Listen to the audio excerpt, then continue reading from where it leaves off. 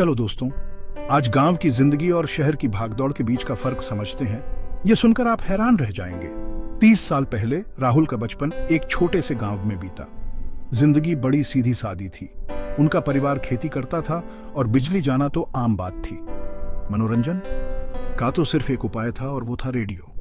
राहुल सुबह जल्दी उठकर खेतों में काम करता, फिर दोस्तों के साथ आम के पेड़ के नीचे खेलता। राहुल को स्कूल तक पैदल जाना पड़ता था, लेकिन वो रोज जाता था।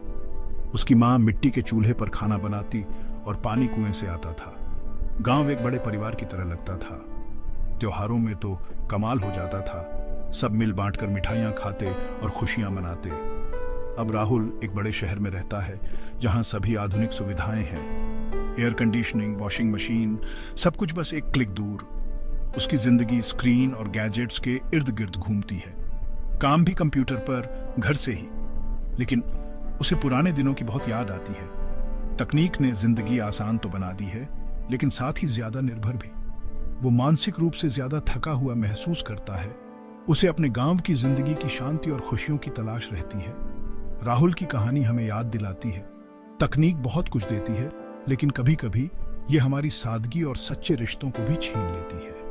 गांव की शामें, वो शांति, वो सुकून राहुल को आज भी याद आते हैं।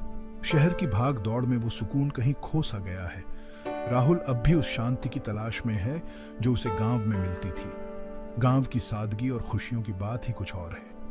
राहुल की कहानी हमें ये सिखाती है कि असली खुशी सादगी में है। जब राहुल पहली बार शहर आया तो उसे बहुत अजीब लगा। ऊंची ऊंची इमारतें और तेज रफ्तार जिंदगी ने उसे चौंका दिया। शुरुआत में उसे कई चुनौतियों का सामना करना पड़ा। नए माहौल में ढलना आसान नहीं था, लेकिन राहुल ने हार नहीं मानी। उसने दिन रात मेहनत की और पढ़ाई में जुट गया। उसकी मेहनत रंग लाई और उसे एक अच्छी नौकरी मिल गई। राहुल ने अपने काम में भी बहुत तरक्की की और कई उपलब्धियां हासिल की। उसने शहर में अपना घर भी खरीदा और अपने परिवार को भी शहर बुला लिया। अब उसका परिवार भी शहर की जिंदगी का आनंद ले रहा है। राहुल की कहानी हमें सिखाती है कि मेहनत और लगन से हम किसी भी चुनौती को पार कर सकते हैं। गांव की सादगी और शहर की आधुनिकता के बीच संतुलन बनाना ही असली कला है। राहुल ने यह संतुलन पाया और अपनी जिंदगी को खुशहाल बनाया।